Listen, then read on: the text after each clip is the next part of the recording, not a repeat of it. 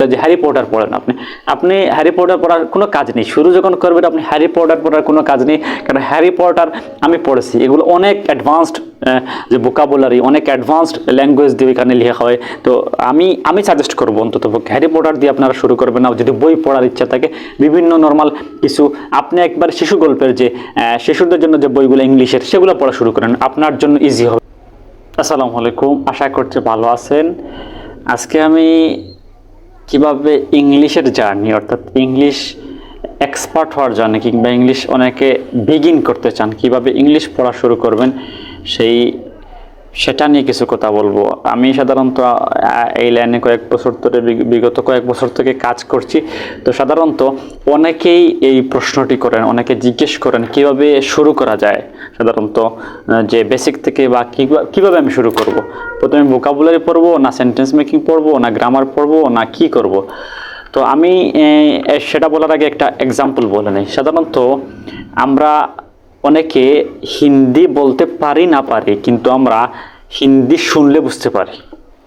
কিন্তু যারা হিন্দি ভাষায় কথা বলে তারা কিন্তু আমাদের বাংলা ভাষা শুনলেও বোঝে না। সেটা কি জন্য? সেটা একমাত্রই আমরা যে ছোটোবেলা থেকেই আমরা নিজেরা কিংবা আমাদের পাড়া প্রতিবেশী অনেকেই হিন্দির সাথে, একটা হিন্দি সিনেমা, হিন্দি মুভি, গান, ড্রামার সাথে একটা কানেক্টেড। আপনি না চাইলেও আপনার অনিচ্ছায় আপনার কানে সেই হিন্দি ওয়ার্ড, হিন্দি যে ল্যাঙ্গুয়েজগুলো অটোমেটিক কানে এসে পৌঁছেছে।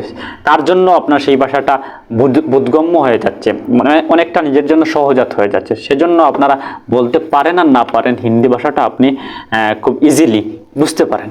তো ঠিক তেমনইভাবে যেহেতু আমরা ইংলিশ অনেকে যারা আছি যে এসএসসি এইচএসসি পরে ইংলিশের তেমন একটা সাবজেক্ট ভার্ব অবজেক্ট এগুলোই মিল করে একটা সেন্টেন্স বলতে পারি না, সের জন্যই একমাত্র দায়ী হচ্ছে আমরা ভাষা হিসাবে ইংলিশটাকে নেই। আমরা যে যা সাবজেক্ট হিসাবে 10 বছর 12 বছর 15 বছর পরেও ইংলিশটা ঠিকমতো বলতে পারি না, একমাত্র কিছু ইম্পর্টেন্ট ফ্যাক্টর আমরা মিস করার কারণে। আমি যদি একবারে শুরু থেকে একবারে কিভাবে বিগিন করবেন, কিভাবে শুরু করবেন ইংলিশের জার্নিটা, সেটা বলি, তাহলে অনেকে বলে মুভি দেখেন, অনেকে ড্রামা। আমি সাধারণত মুভি দেখি নাই আমি কোনোদিন, যে ইংলিশের মুভি ড্রামা। তো আমি কয়েকটা জিনিস ফলো করতে বলতে পারি। সাধারণত যারা একবারে শুরু করবেন তাদের জন্য, একবারেই শুরু করবেন, তো লার্ন ভোকাবুলারি। আমি বলতে পারি যে আপনি বেশি বেশি ভোকাবুলারি শিখেন। এখন বলতে পারেন কোথা থেকে আমি ভোকাবুলারি শিখবো? ভোকাবুলারি তো মানে শেষ নেই। যে কোনো বই করলেই ভোকাবুলারি বই, কয়েক ধরনের, কত হাজার হাজার ভোকাবুলারি রয়েছে। এখন আমি কোথা থেকে ভোকাবুলারি শিখবো? আমি একটাই কথা বলি, যে আপনার সামনে ধরেন আপনি এখন একটা সেন্টেন্স পড়তেছেন, ধরেন কেওয়াস কিংবা আপনার ডিলেমা, এরকম কিছু শব্দ পেলেন, কিংবা যে কোনো একটা সেন্টেন্স পড়ার সাথে সাথে আপনি একটা শব্দ পেলেন, সেই শব্দ আপনি জানেন না, সেটার অর্থ শিখেন এরকম করে। কিংবা আপনার সামনে কোনো একটা ইংলিশ সেন্টেন্স কিংবা ইংলিশের একটা ওয়ার্ড চলে এসেছে যার অর্থ আপনি জানেন না, তার অর্থ শিখেন। এভাবেই আপনার জার্নিটা শুরু করেন।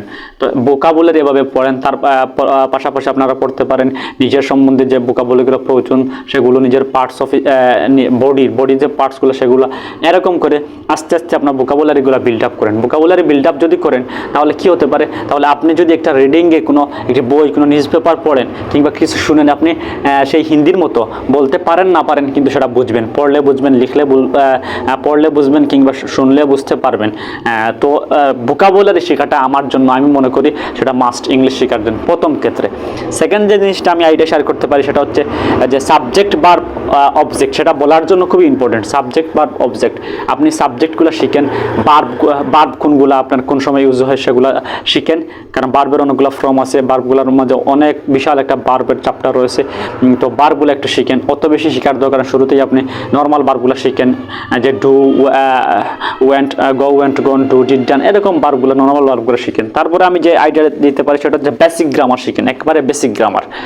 বেসিক গ্রামার যদি না শিখেন, তাহলে আপনি যে হি ডু বলবেন, হি ডাজের জায়গায় আপনি হি ডু বলবেন, আই গোর জায়গায় আপনি আই গো বলবেন, কিংবা যখন বলবেন হি গো, বাট হি গো না, তো হি গো হয় না, হি গোজ হয়। এরকম করে আপনার নর্মাল যে বেসিক গ্রামারগুলো আপনার শিখতে হবে।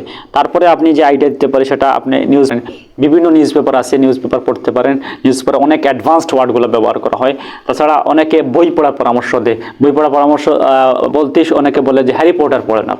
আপনি হ্যারি পটার পড়ার কোনো কাজ নেই, শুরু যখন করবেন আপনি হ্যারি পটার পড়ার কোনো কাজ নেই, কারণ হ্যারি পটার আমি পড়েছি, এগুলো অনেক অ্যাডভান্সড যে ভোকাবুলারি, অনেক অ্যাডভান্সড ল্যাঙ্গুয়েজ দিয়ে এখানে লেখা হয়। তো আমি সাজেস্ট করবো অন্তত হ্যারি পটার দিয়ে আপনারা শুরু করবেন না। যদি বই পড়ার ইচ্ছা থাকে বিভিন্ন নর্মাল কিছু, আপনি একবার শিশু গল্পের যে শিশুদের জন্য যে বইগুলো ইংলিশের সেগুলো পড়া শুরু করেন, আপনার জন্য ইজি হবে, কারণ আপনি কোনো বিগিনার। তো সেগুলা বইগুলো আমি সাজেস্ট করতে পারি।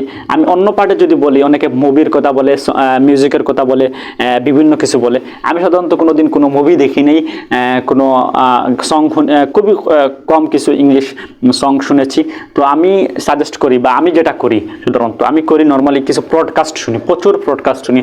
ইলন মাস্কের যে ওই যে জো রোগানের আপনার পডকাস্ট ইউটিউবে সার্চ করেন, জো রোগানের চ্যানেল আছে, তারা জো রোগান প্রচুর ভালো ভালো বর্তমান যে লিজেন্ডারদের নিয়ে সেখানে ব্রডকাস্ট করে।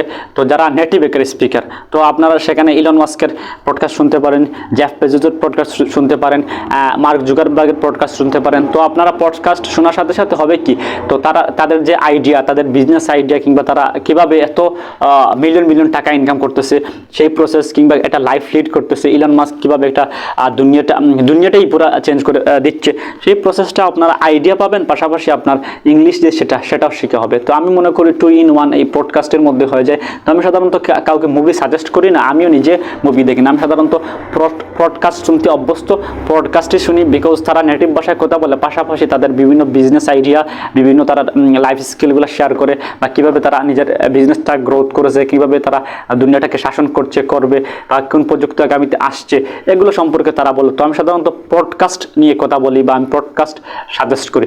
তো আপনারা এগুলো শিখতে পারেন। তবে সবচেয়ে বেস্ট ওয়ে, আমি যদি আবার শুরু থেকে বলি, একবার লার্ন ভোকাবুলারি। আপনি যে শব্দটি আপনার সামনে পান সেটা আপনি জানেন না, সেটা শিখে ফেলেন, খুবই দ্রুত শিখে ফেলেন, কারণ মোবাইলে অনেক ধরনের ডিকশনারি অ্যাপ রয়েছে, খুব জলদি শিখে ফেলেন।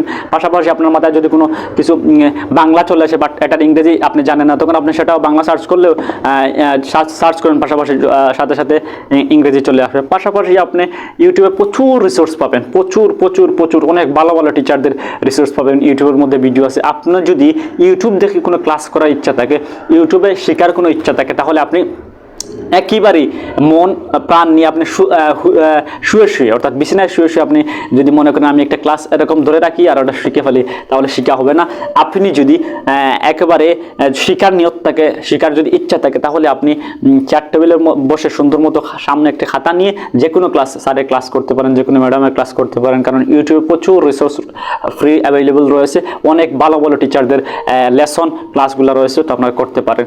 তো আমি এগুলোই সাজেস্ট করবো যারা ইংলিশ শিখতে চান। আর আরও যদি আমাদের এখানে যদি কোর্স করতে চান, তাহলে আমাদের অধ্যয়ন কোচিং সেন্টারে স্পোকেন বেচ সবসময় চালু আছে, ব্যাচগুলো বর্তমানে ভর্তি চলতেছে, আর ব্যাচ এমনিতেই চালু থাকে আমাদের ওইখানে। তো আমাদের আইডিতেই, ফেসবুক আইডিতে গেলে ওইখানে দেখতে পারবেন প্রচুর ওইখানে ভিডিওস আছে, স্পোকেন যারা পড়েছিল তার শিক্ষার্থী রয়েছে আমাদের এখানে।